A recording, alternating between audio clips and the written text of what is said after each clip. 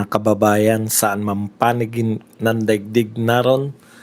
Dito na naman tayo sa another episode ng ating Badong Aratilis Vlogs. Pag-uusapan natin, ito po, no, Reysa Ontiveros, tablado sa kanyang iniimbita na German game developer nitong Gorbax. Yan, napala mo. Masyadong no, akala mo si Reysa Ontiveros, akala mo yung German developer nag-develop ng laro para lang sa mga Pilipino. Baradong-barado po siya kasi nakakahiya yung ginagawa. Talagang ikahihiya nyo rin eh.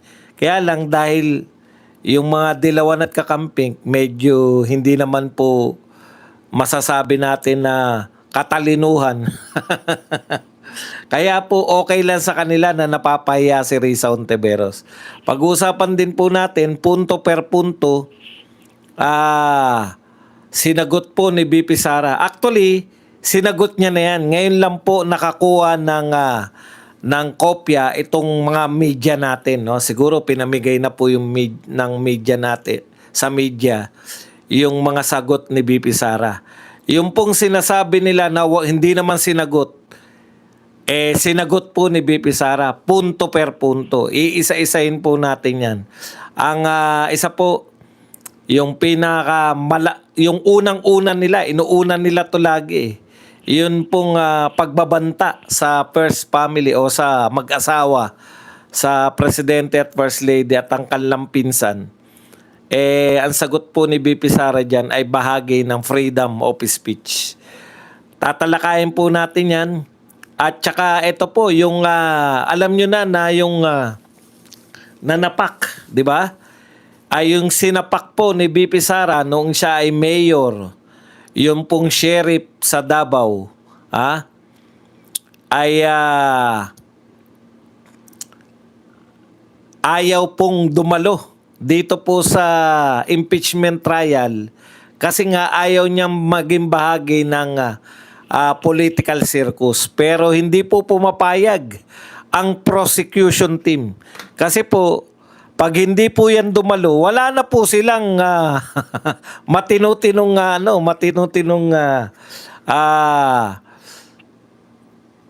testigo. Yan. Panay po palabas lang. Makikita po natin ngayon sa sagot po ni BP Sara. Tahimik lang po. Hindi po palakibo. Ito pong mga prosecution team ang iingay. Maya't maya nagsasalita. Yung pala panay ampaw naman. Wala naman po talagang laman. Yun nga ang sinasabi natin. No? Matagal na po natin sinasabi na gawa-gawa lang po itong kwento ng mga akusasyon nila kay BP Sara. Kung ito po bang mga kwento na to na wala namang ebidensya, ay sapat na ba para mapatalsik sa pwesto ang isang vice president na nagkataon na nagkamit ng pinakamalaking boto sa lahat po sa buong kasaysayan po ng eleksyon sa Pilipinas? Si BP Sara po ang nagkamit ng pinakamalaking boto. Yan. Ang tanong, sapat na ba yung kanilang gawa-gawang kwento para po si BP Sara ay matanggal sa pwesto? Hindi po. No? Yan po ay napakalaking kalokohan kung ang Pilipinas po ay tatanggalan ng Vice President dahil lamang sa kagustuhan nitong mga kalaban sa politika. Yan po mga paglilingkod natin at iba pang balita. Pero bago yan, kung bago ka pa lang dito sa ating channel, mag-subscribe ka na. Dahil ito lang ang tanging channel na may kinikilingan, may pinapanigan, una sa balita, huli sa impormasyon, kaya ano pang hinihintay nyo? Pindot na, okay? Pag-usapan natin mga kapatid. Unahin na natin yung kung ano yung mauna dito sa ating kodigo. Ayan. Eto po, alam niyo po, eto si Reysa Ontiveros, kakaiba talaga to no? Siguro hindi pa po nakakalipas ang isang araw. Pinagbintangan kagad ng mga tao na to, yung mga magagaling sa gobyerno, yung mga senador, etc. ang pinagbintangan po nila sa krimen po na naganap dyan sa Tacloban City, pamamaril po ng mga minor de edad. Ang unang pinagbintangan yung mga Gorbax. Ito pong laro, no, na nilaro daw nitong mga bata. Kaya po kagyat na mag-iimbestiga itong si Risa Hontiveros. Tandaan nyo po, nagpahayag na po itong yung kanyang team, yung kanyang pong akbayan, yung partido po nito ni Risa Hontiveros na binanatan si Robin Padilla, na si Robin Padilla daw po ay very willing na ipakulong yung mga bata, samantalang yung 65 o hindi ko alam kung ilang taon na si Bato, isang matanda daw, ay pinatakas nito, no? Sa kasalanan, pinapuga. Yung isa raw pong tumatakas sa batas ay tinulungan ni Robin upang makatakas, no? Yan po yung sinabi ng kanya pong presidente ng kanyang partido, Akbayan. Kaya po itong Akbayan na to, para po mailayo ang pagkakasala dito sa mga bata na very obvious naman po. In fact, sinampahan po ng PNP ng kasong kriminal yung 15 anyos. Di po ba?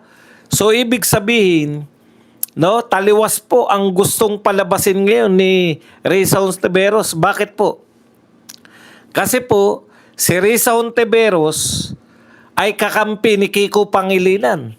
Si Kiko Pangilinan po, yung batas niya, yan po ang nakasentro dito po sa pangyayari na barilan dyan sa Tacloban City.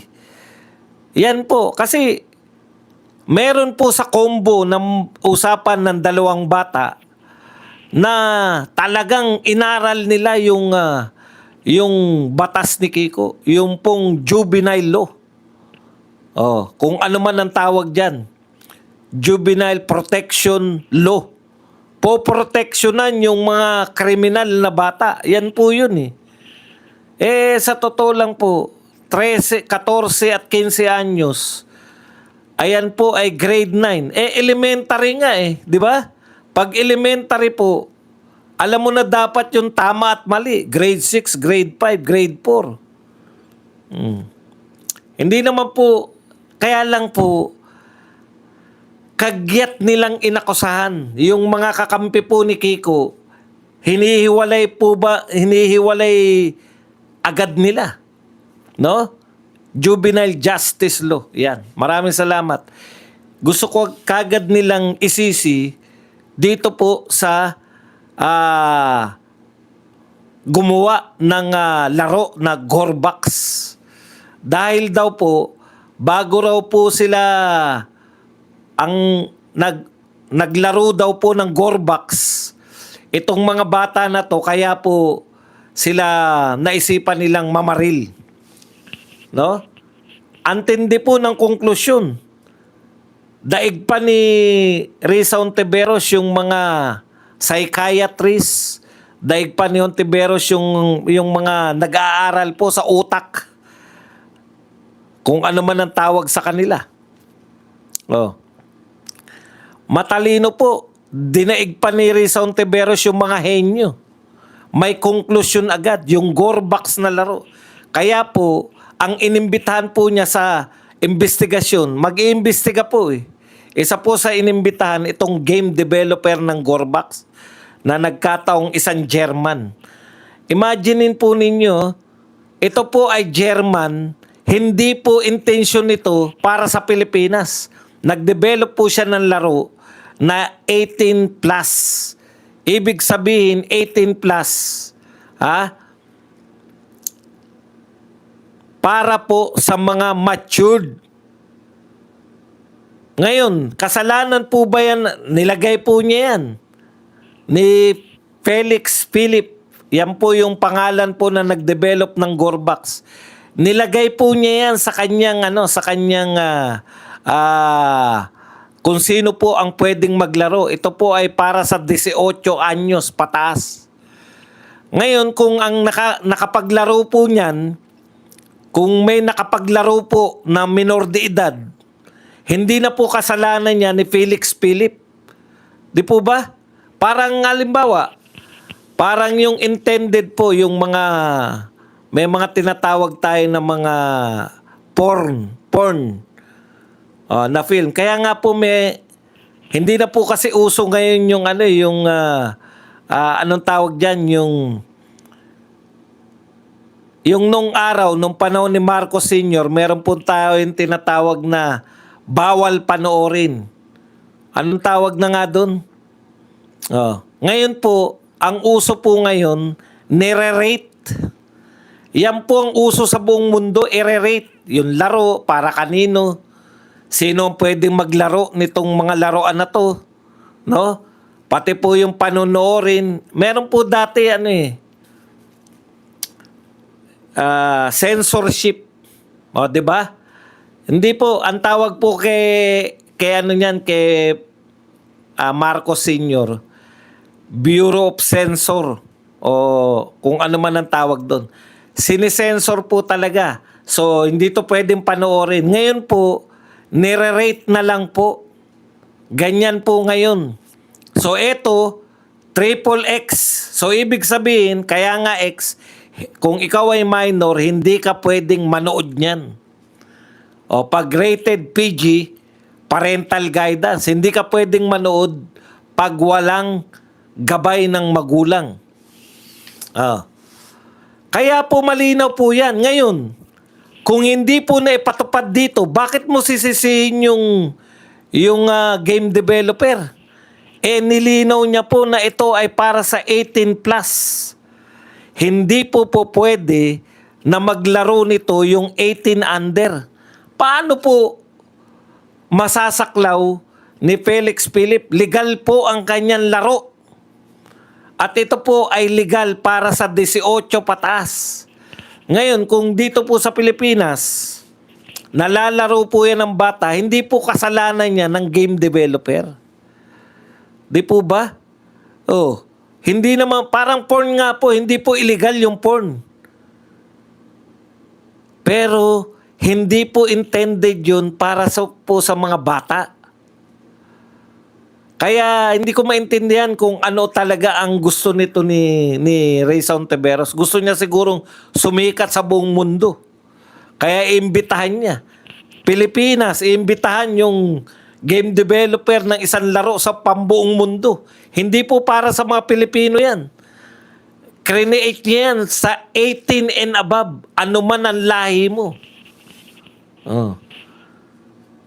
Mahirap talaga yung nagmamarunong ito ang sinabi niya, nakakadismaya na pinili ni Mr. Philip, si Rayson Tiveros, na wag dumalo sa darating na hearing namin, lalo na't marami sana akong gustong malaman mula sa kanya mismo.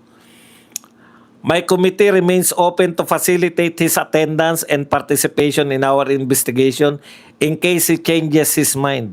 Hindi ito nagtatapos ang aming pagnanais na marinig siya. Alam mo, Rayson Tiveros, simple lang naman. Hindi mo kinakailangang harapin yung tao para malaman mo.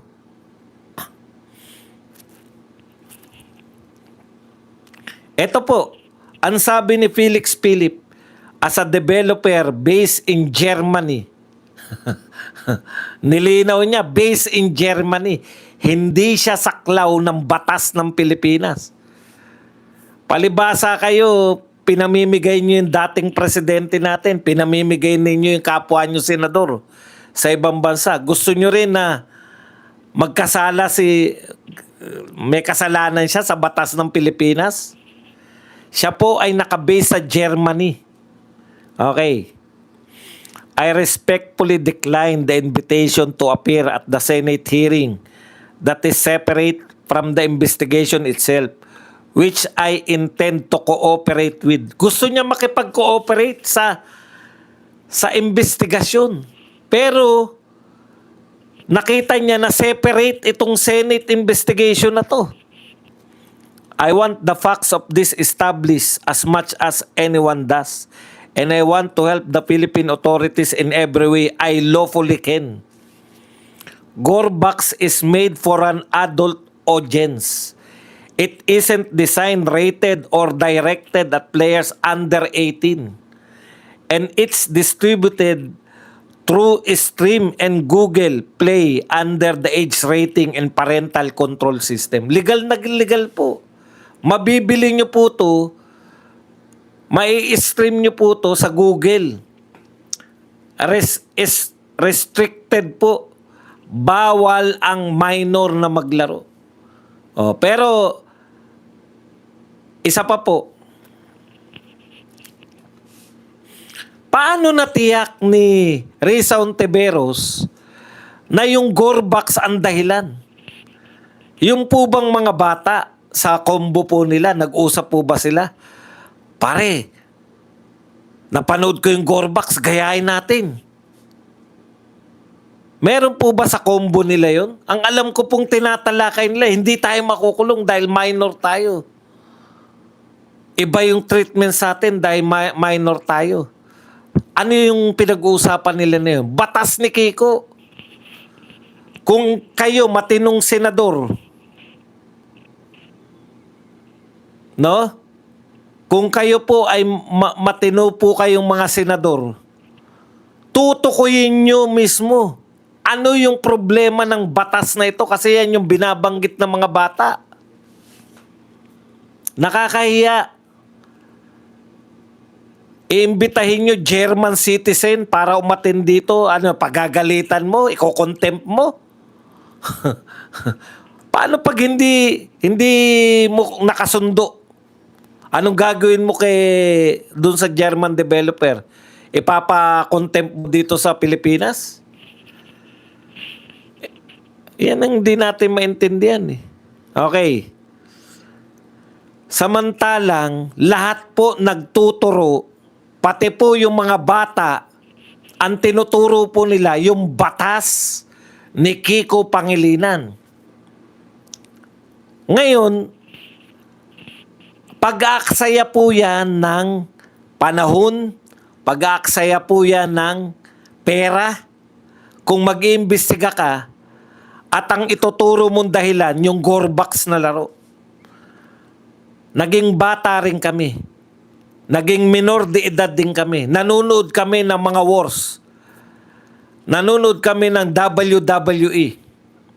Ibig mo sabihin, napanood namin si Macho Man tsaka si Hulk Hogan na nagbanatan. Paglabas namin, may binanatang kaming kalaro. Hindi totoo yan. Nagbabarilan kami, na laro namin barila. Wala pa namang video game nun. Mararahas na po yung pinanonood namin. Pero yun ba yung dahilan kung bakit hindi kami naging marahas? Kung ano-ano. Wala kang pinag-iba Risa Ontiveros. Wala kang pinag-iba dito si kay Anticler. May problema, isisisi sa Duterte. Ikaw, may problema, may barilan na naganap sa Tacloban, isisisi mo sa German developer ng Gorbax. Sino nagsabi sa'yo na yan ang dahilan? Bago mo sabihin yan na yan ang dahilan, kinakailangan muna na dumaan yan sa mga psychiatric test na yun talaga yung dahilan. Yung nanonood sila o naglalaro sila ng Gorbax, kaya nila naisipan na pagbabarilin ng mga kanilang kaklase. Kung hindi, mamamali kayo ng batas na gagawin. Kasi kaya kayo nag-iimbestiga, unlike po kay Tulfo, kay Erwin Tulfo, create po kayo, lahat po ng komite sa Senado, maliban sa Blue Ribbon Committee, lahat po ng komite na yan, create para gumawa ng batas. So, ibig sabihin, kung mali yung tuntungan mo, kung bakit ka nag-iimbestiga, mali din po yung batas na gagawin mo. Biruin mo, ang hinuha mo, sa palagay mo, ang dahilan, yung Gorbax. So, simple lang po yung batas na gagawin mo niyan. Ipagbabawal nyo yung mga Gorbax, ipagbabawal nyo yung mga rated for adults na laro dito. Hindi naman yan yung dahilan eh. Thank you very much kay Noel Abalos na nagsabing dahan-dahan sa banatan, boss. Marinig ka ni Flavi. Oh. Father Flavi. Hindi po banatan ha. Iba yung banatan na iniisip mo ha. Okay. Punta po tayo dito sa iba. Opo, nanonood po kami ng mga hokloban na yan eh.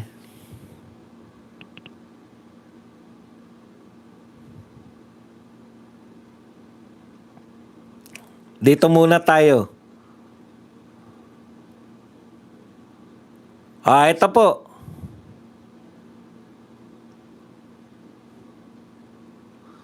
Sana ba yung kay Erwin Tulfo?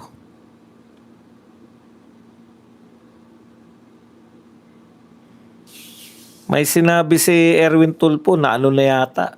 Binura na yata. Reaction ko na lang yung natre. Ito.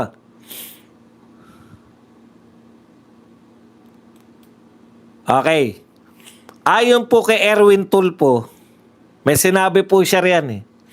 Senator Erwin Tulfo has called for a thorough review of the implementation of Juvenile Justice and Welfare Act, saying recent events have underscored the need to assess whether the law is effectively balancing the rehabilitation of young offenders with public safety. Maganda 'tong sinasabi ni Erwin Tulfo eh. No? Dapat daw reviewin natin. Mas maganda naman dihamak 'to. Yung sinasabi ni Erwin Tulfo, mas maganda dihamak sa gusto mong gawin na pag-aaksaya ng pera. Risa Ontiveros. Pag-aaksaya lang po yan ng pera ng taong bayan. Yung gagawin mong investigasyon na gorbaks ang sisisihin mo. Eto, makinig ka kay Erwin Tulfo. Gustong ipa-review. No? Thorough review. Talagang himay-himayin nila. Himay-himayin nila yung Juvenile Justice and Welfare Act. Kung ito ba ay nakakatulong o dahilan kung paano madisgrasya yung mga... Okay. Ngayon, ang tanong ko lang, Tulfo, nakialam ka na naman. Erwin Tulfo, 24 kayong senador. Di ba? 24 kayong senador. Ang dami na nagsasalita tungkol sa juvenile law ni Kiko. Si Kiko Pangilinan, si Robin Padilla, si Risa Ontiveros, at marami pang nagsalita na rin pala si Mig Subiri, nagsalita din to si Gatchalian. Marami nang sumasawsaw dyan. Erwin Tulfo, huwag ka nang sumausaw dyan. Bakit? Kasi mas kailangan ka namin bilang Blue Ribbon Chairman. Huwag mo na silang pakialaman. Marami nang sumasawsaw eh. Iisa lang ang chairman ng Blue Ribbon. Alam mo ba kung ano ang pagkakaiba ng Blue Ribbon, Erwin? Baka hindi mo pa alam. Ako na magsasabi sa'yo. Ang pagkakaiba ng Blue Ribbon Committee sa ibang committee ng Senado, kaya create yung committee na yan para gumawa sila ng batas. Yung Blue Ribbon, ang kaisa-isang committee na create ng batas para mag-imbestiga sa mga katiwalian. So, ibig sabihin, Erwin Tulfo, yung committee mo, katangi-tangi, special, para mag-imbestiga ng katiwalian. Ano ang pinakamalaking katiwalian sa Pilipinas? Sa buong kasaysayan ng Pilipinas? Flood control. Yan ang pinakamalaki na katiwalian sa Pilipinas. Flood control. Sino dapat ang nag-iimbestiga sa flood control? Blue Ribbon Committee. Para saan yung Blue Ribbon Committee? Para mag-imbestiga ng mga katiwalian. Bakit ka nakikialam pa dyan sa juvenile? Ang dami na nakikialam dyan. Pakialaman mo yung Blue Ribbon Committee na ikaw ang chairman. Kailan ka mag-iimbestiga? Kailan mo balak hanapin yung mga mastermind? Mayroon kayong tinatawag na state witness. Imbitahin mo ng imbitahin. Tapos magrekomenda ka.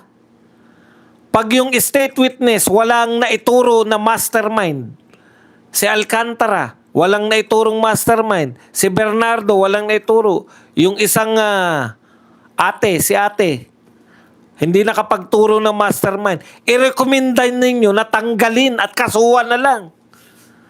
Oh. Yan yung sinasabi namin sa inyo na kung ano-ano mga pinag-iintindi nyo, yung importante mong intindihin, ayaw mong intindihin. Blue ribbon ka na lang. Huwag ka na makisawsaw dyan. Ang dami ng sumasawsaw dyan. Hindi ka namin kinakailangan dyan. Kailangan ka namin mag-imbestiga. Hindi ka nga namin kinakailangan kahit hindi ka marunong mag-imbestiga. Magpatawag ka lang. Bahala na yung mga senador na mag-imbestiga. Okay. Punta na po tayo rito sa... Alam nyo, siguro narinig nyo yung mga press conference ng mga congressman. Hindi naman daw sumagot si BP Sara. Wala naman daw sinagot. Bagkus, ano niya lang. Parang ang lumalabas, hindi sumagot si BP Sara, tapos sinabi lang na BP Sara, i-dismiss nyo yung kaso. Yung pala sumagot. Yan yung sinasabi natin eh. Itong mga hindi bayarang media, no? Kagat ng kagat dito sa mga sinasabi ng mga congressman. Di po ba lahat nabasa niyan? Hindi sumasagot si BP Sara, pero pinadidismiss niya. Yung pala, sumagot naman pala, punto per punto pa. Oh, sinagot ni BP Sara yung mga akusasyon nila. Bago tayo pumunta riyan, eto muna. Ganito po ang treatment. Kaya po wala tayong nagagawang matinong mga build program. Eto po, pang ilang taon na po si Marcos? 4 na taon na ngayon. So 5 taon na po sa July, tumatakbo na po yung 5 taon ni Marcos bilang presidente. Eto po ang sinabi ng kanyang spokes na si Auntie Claire. Matagal na nakabinbin ang nasabing proyekto. Anong proyekto to? Yun pong Light Rail Transit Line 1 Cavite Extension. Tignan nyo ha. Matagal na nakabinbin ang nasabing proyekto at hindi dapat ang taong bayan na magdurusa sa pagdelay nito dahil lamang sa usapin ng right of way. Imagine, 4 na taon na kayo, going on 5th year. Ika-5th year nyo na sa after ng SONA. Ang sabi nyo, matagal nang nakabinbin. So 4 na taon na nakabinbin yung Light Rail Transit Extension 1. Dahil lang sa right of way. Yan yung pagkakaiba ng may mga political will at saka ng mga taong walang political will. Alam niyo po, akala nyo siguro siguro nakalimutan nyo na nakakaiba si Tatay Digong. Siya po may pinakamaraming nagawa na infrastructure project. Kahit pa po yung tatay, hindi po napantayan si Tatay Digong. Kasi 20 years, kahit po 20 years, dinaig po ni Tatay Digong ng 6 years. Alam niyo po kung bakit? Sa right of way pa lang, palpak na po yung mga politiko. Si Tatay Digong, hindi niya problema yung right of way. Sinabi yan nung nagsasabi po, mahilig mag-claim nung araw yung mga fans club ni Noynoy Aquino eh. Ganito dialogue nila, di ba? Tinuloy lang naman ni Digong yung proyekto ni Noynoy. Ang tanong ko, 6 na taon si Pinoy. 6 na taon din si Digong. Bakit maraming nasimulan si Digong at natapos? Si Pinoy halos walang napatapos. Alam nyo, sinagot yan ni Mark Villar nung siya po ay DPWH na. Kasi sa right of way pa lang, hindi na sila umuusad. Correct, tama kayo. Nasimulan ni Pinoy, konti lang po yan. Pero lahat ng nasimulan ni Pinoy, natapos ni Tatay Digong. Si Tatay Digong, marami siyang nasimulan at natapos niya. Pinakamagandang halimbawa, yung CCLEX sa Cebu. Yan po ang katotohanan. Saan po nagkatalo? Sa right of way. Bakit po? Dahil po, may takot po yung mga negosyante kay Tatay Digong. Di ba? Sa totoo lang, yung takot po na maganda epekto. Hindi po yung takot na sumusunod dahil takot. Dahil alam po ng mga negosyante, yung mga may-ari ng lupain, putya, hindi basta-basta to si Digong. Ano ba, hindi mo ba ibebenta yung lupa mo? Dadaanan ng tren yan. Dadaan ng highway dyan. Ano, hindi mo ba bebenta yan? Ibebenta po, para po sa bayan. Alam niyo yun? Ganun po yung leadership na na-establish ni Tatay Digong. Kaya hindi po totoo na sinuwerte lang si Digong. Hindi po. Hindi po siya sinuwerte. No? Yung pagkuha pa lang ng mga pondo para dito sa mga proyekto na to, kay Tatay Digong na yan. Yung pagtutuloy ng mga proyekto na hindi natapos ni Pinoy, kay Tatay Digong po yan. Dahil magaling po na Pangulo. Hindi niya po ganong problema yung mga right of way. Maaring sabihin nyo na nakakatakot kasi si Tatay Digong. O, di ba? Pero ang epekto nun, nakakatakot in good way. Bibigay yung mga may-ari ng lupain. Putya, mahirap na. Mahirap kalaban si Digong. Di ba? Yan ang mga magagandang takot. Yung may takot. Parang yung sinasabi natin, may takot tayo sa Diyos. Ganon din po. May takot yung mga tao kay Digong. Pero hindi po dahil takot na. Alam nyo na ibig ko sabihin. Okay. Yan yun. 4 na taon kayo. Right of way lang pala problema nyo dyan sa LRT extension. Hindi nyo nagawa ng paraan. Ano pa tawag natin dyan? Mahinang mga nilalang. Ngayon, isa-isahin po natin. Yung mga sagot po ni BP Sara, eto na po. Kapit lang kayo. Dun po sa pagbabanta, di umano, ni BP Sara, sa buhay ni BBM at ng kanyang may bahay at ng kanyang pinsan. Ang sagot po nila dyan, yan po ay freedom of speech. Magagaling po itong mga abogado, kaya ito pong mga kalaban, talagang kakainin talaga ng buhay. Batas-batas po ang pinag-uusapan dito, hindi po ubra yung ano. Ayan pala, no? Kasi masyadong anong tawag dyan? Ayan. Freedom of speech. Buti naman na nasasagot na ngayon kasi syempre, sumagot po si BP Sara, sabi nila hindi raw sumasagot. Ngayon, nung nakita na ng mga press, pine-present nila yung sagot. Ayan. Okay. The camp of Vice President Sara Duterte invoke freedom of expression. The confidentiality. O yan, muna. Freedom of expression. Dun po sa article of impeachment na may pagbabanta daw. Okay. Ito po ang sabi ng GMA. On the threat supposedly made in a live video in November 2024 against President Ferdinand Bongbong Marcos and First Lady Lisa Araneta Marcos, and then Speaker Martin Romualdez, where Duterte's camp said respondent merely exercise constitutionally protected speech in opposition to the policies, conduct, actuations, and overreach of the current administration. So freedom of speech po pala yun, ayon po dito sa mga abogado.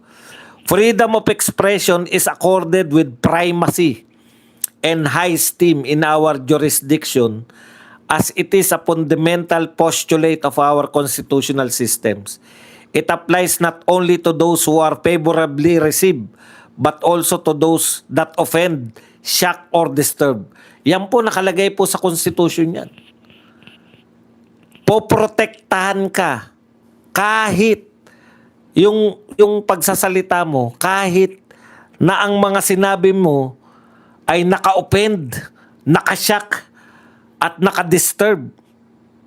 Yan po ang nakalagay po sa ating batas.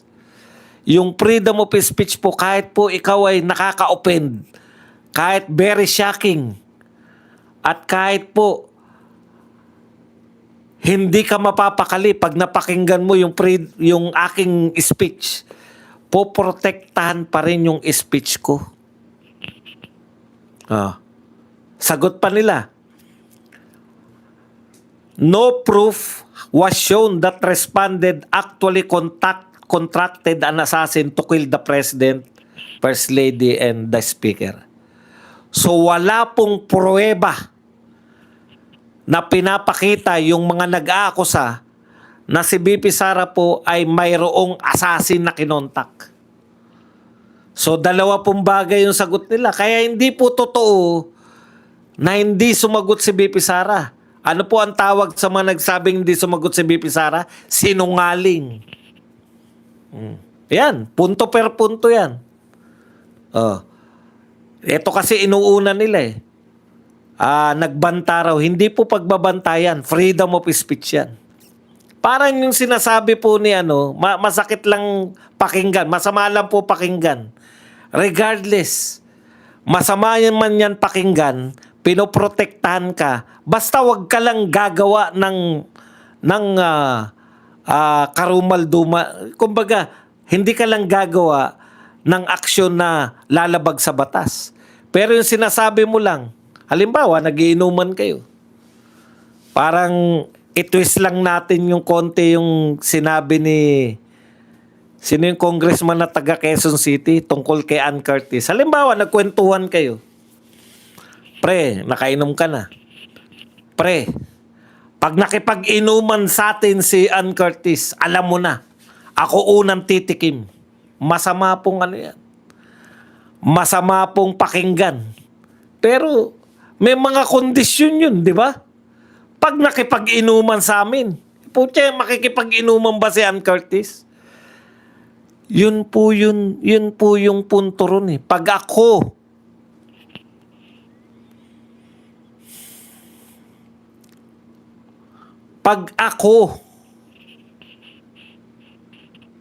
ginurgur, may nakausap na ako na gurgurin. Pag nakipag-inuman sa akin yan, si Ann Curtis, yari sa akin yan. Yung mga salitaang ganun, huhulihin ka ba dahil sinabi mo yun? Pangarap mo yun.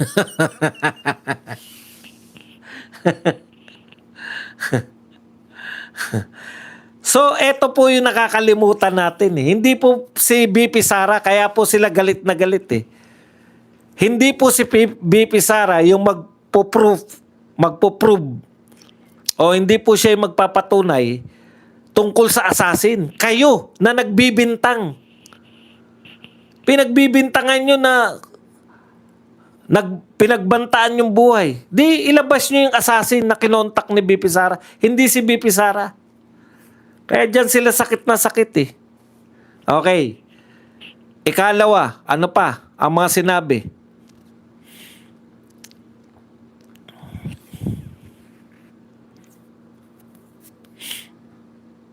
Yun pong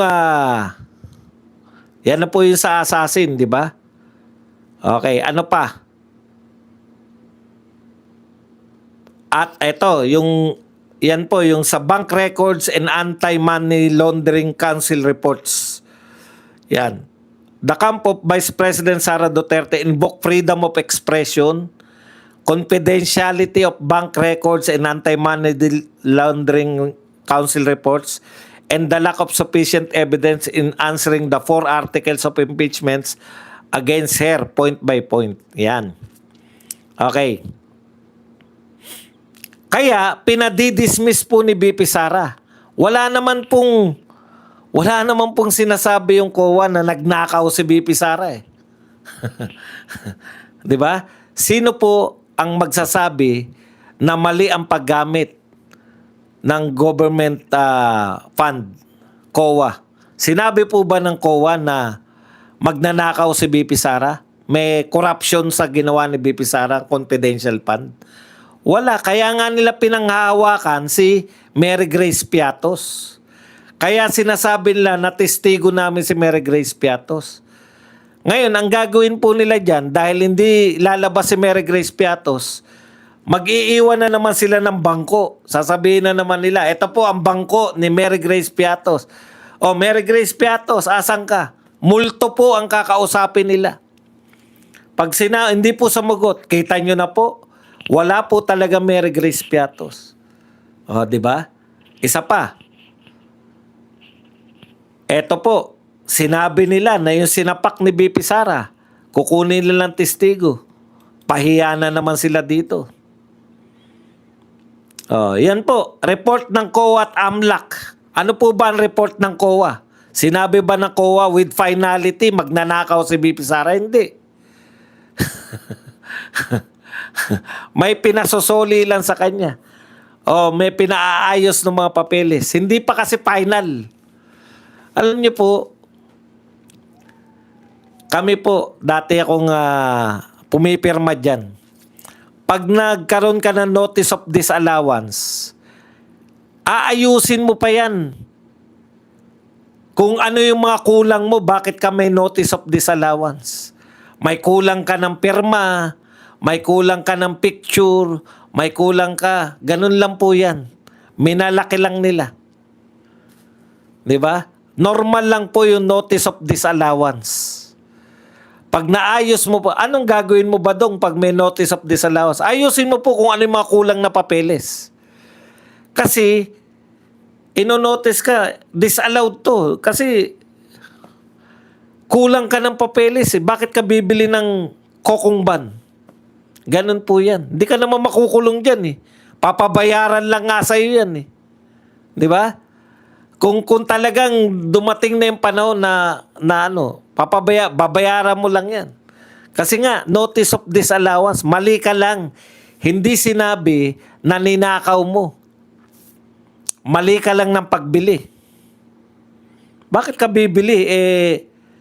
Ang dami nyo ng printer. Alam niyo yung ibig ko sabihin? Ganun po yun eh. May need ka ba na bumili nito? Yun lang po yun eh.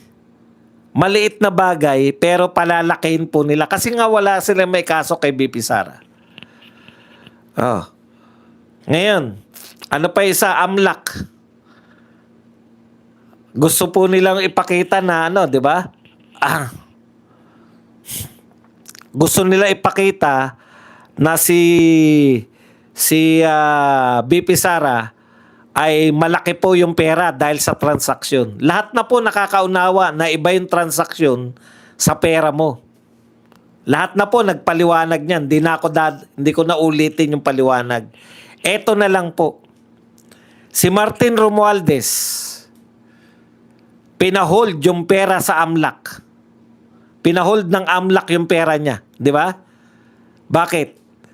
Kasi merong hinihinala na may krimen na naganap na pagnanakaw. Tanong, pinahold na po ba ng AMLAC yung kanyang Pinahold na po ba ng AMLAC yun pong kayamanan ni BP Sara? Meron na po ba? Wala. Paanong sasabihin ninyo na may kahina-hinalang unexplained wealth? O yan pang unexplained wealth. Ito po paliwanag nila dyan ni BP Sara sa unexplained wealth.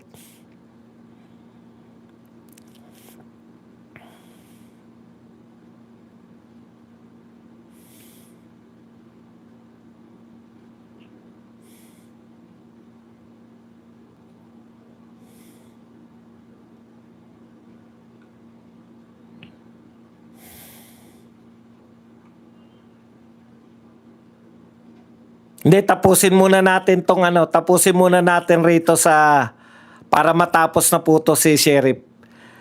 Yung kasi kay Sheriff, yung sinapak po ni BP Sara, sabi niya, Sheriff, umapila, wag na siyang idamay sa pamumulitika. Please do not involve me in any partisan political matters. So naniniwala po tong Sheriff na ito po ay pamumulitika lang. Yung pagsasampa ng kasong impeachment kay BP Sara, pamumulitika lang. Kaya ang sabi niya, wag na siyang idamay. Ngayon, hindi po pumapayag itong kampo ng prosecution. Ang sabi po ng prosecution, particular ito si Adjong, sabi ni Adjong, okay,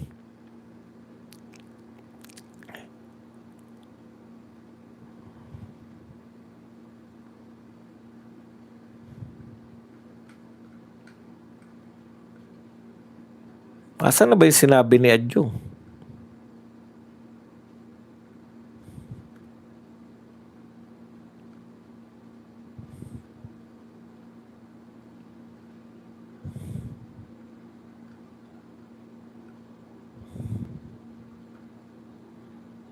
Eto po, Adjong iginiit na hindi si ex-sheriff Abby Andres kundi ang impeachment court ang magpapasya kung kinakailangan siyang tumistigo. Okay. What I'm trying to say is that the court is actually non-partisan venue to discuss accountability mechanism. Bakit ba nila ipinipilit na patistiguhin yung sinapak na sheriff? Totoo po, sinapak yan ni BP Sara. Pero kailan niya sinapak? Nung vice president ba siya? Hindi. Kailan niya sinapak? Nung siya po ay mayor. Para saan? Bakit nila kinukuha? Yan. Para po ipakita na may tendency na maging violente si BP Sara. May tendency siyang maging violente. I-establish daw nila na may tendency na si BP Sara ay maging violente. Kaya nila ipepresento. Ang tendency po, hindi po yan kaso. Tendency lang nga eh. Di ba? Halimbawa po ako, mahilig po ako magbiro ng, di ba, yung mga gatas ng ina. Gusto ko po makita yung mga lalagyan ng gatas ng ina. So ako po, may tendency po ako maging manyakol. Di po ba? Pero hanggat wala akong aksyon, hindi nyo po ako po pwede nakasuhan dahil lang sa tendency. Tendency lang yan eh. Inuugnay nila. Kaya kung may tendency maging violent si BP Sara, kaya niya pong magplano para ipatigok yung presidente at saka yung first lady. Doon po yung hugot nun eh. Kaya nila. Hindi po ganyan ang pagkikrimen. Ang pagkikrimen po, hindi po, ikaw mukha kang kriminal. Kaduda-duda yung mukha mo. May tendency kang makagawa ng krimen. Ikukulong ka na namin kasi mukha kang kriminal. Hindi po pwede yun. Dapat gumawa muna siya ng krimen bago mo siya ipakulong, bago mo siya sampahan ng kaso. Dito po kay BP Sara, wala naman po siyang krimen na ginagawa, pero sa tingin nila may tendency, kaya nga nila iharap si sheriff eh, para patunayan nila may tendency maging violente. Okay lang po ako riyan. Kung ang iharap nyo po, noong 2022, iharap nyo yung sinipa ni BP Sara. 2023, kung iharap nyo po yung tinadyakan ni BP Sara noong 2022, yung sinakal ni BP Sara noong 2023, yung binatukan ni BP Sara noong 2024, yung hinedlock ni BP Sara noong 2025. Yan, para po masabi na meron pong violent streak ito si BP Sara. 20 ano pa ba yun? 2018 pa yata nung sinapak niya yung sheriff. 2017 o 2018. Hindi po ubra yun. Sino pa po ang ibang sinapak ni BP Sara, lalo na nung Vice President siya? Wala. Hindi po ubra na noong 2011, 15 years ago. 15 years ago, nung nanapak si BP Sara, papatanggal niyo siya nung siya ay Vice President ngayon, 2026. Yung krimen na binibintang niyo 15 years ago. Kalokohan, di ba? Isa pa, yung sa natatagong yaman, ay yung hindi maipaliwanag na yaman. May sagot din po dyan si BP Sara, yung kampo ni BP Sara.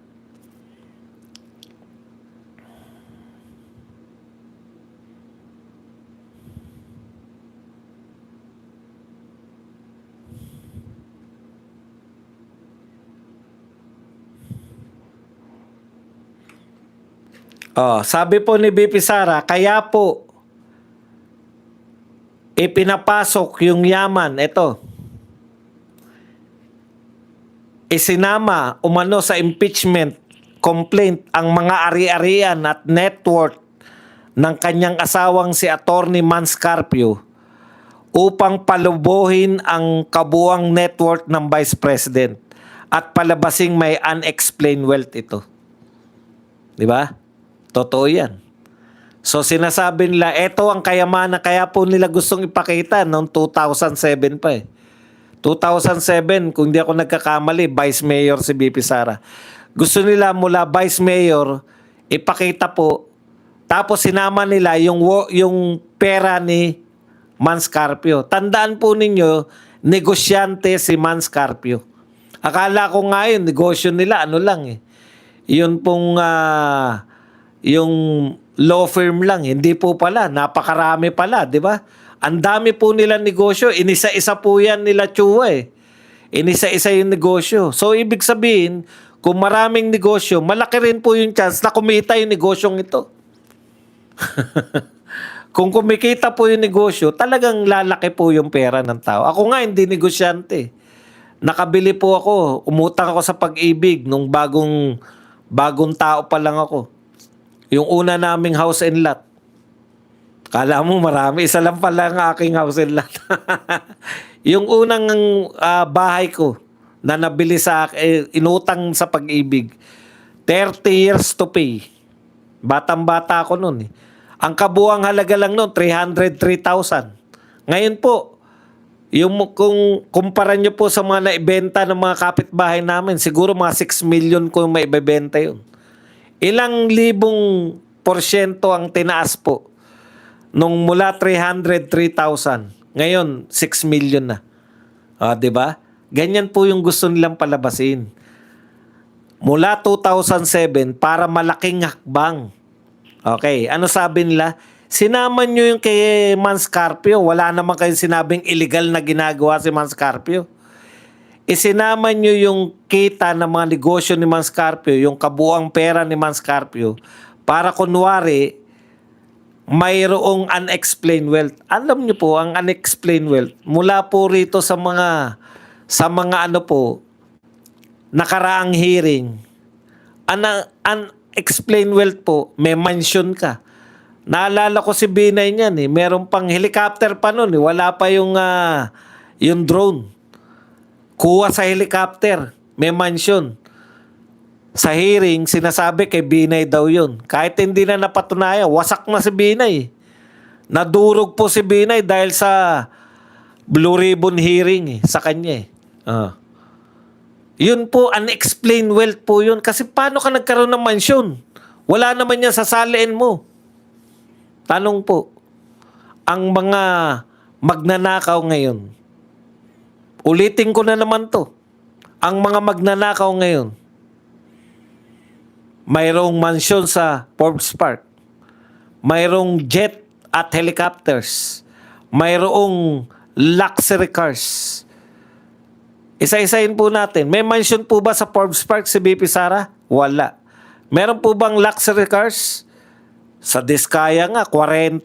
Di ba? Luxury cars, 40. Meron po bang luxury car car lang ha. Walang S. Meron po bang luxury car si BP Sara? Wala. Meron po bang helicopter at jet? Wala. Meron po bang napabalita na dinalan siya ng maleta? Wala din. Anak ng tinapay o paano nagkaroon na ng unexplained wealth? Si Erap, pinagbintangan po yan. May Boracay Mansion. Sabi ni Erap, hindi akin yan. Ay, hindi pala iyo. Amin na to. Hindi pala iyo. Kinuha ng gobyerno. Di ba? Dininay niya. Ano po yung binibintang nyong mansyon? Ano po yung binibintang ninyo na pag-aari ni BP Sara? Na hindi maipaliwanag. Wala. Kaya tama yung kampo ni BP Sara na wala talaga kayong ebidensya. Ayan, no? Assets ni Man Scarpio para palubuhin net worth ni BP Sara. Yan po, kaya po nila sinasama. Ito sa box ng BIR. May bintang ba kayo na hindi nagbabayad ng buwis si BP Sara? Wala naman pala, bakit nyo pa bubuksan yung BIR? Hindi raw. Pag walang kasalanan, dapat buksan. Kaya ayaw pa buksan dahil walang kasalanan. Di balik din namin sa inyo. Bakit hindi nagpapa-hair follicle test si BBM?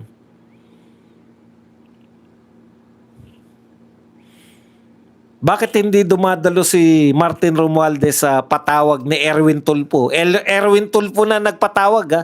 Bakit hindi siya dumalo? Babalik namin sa inyo. Kung walang kasalanan, dapat dumalo, di ba? Kita nyo na. Bakit mo pa bubuksan yan? Ano bang kwenta ng pagbubukas yan? Wala namang kinalaman yan.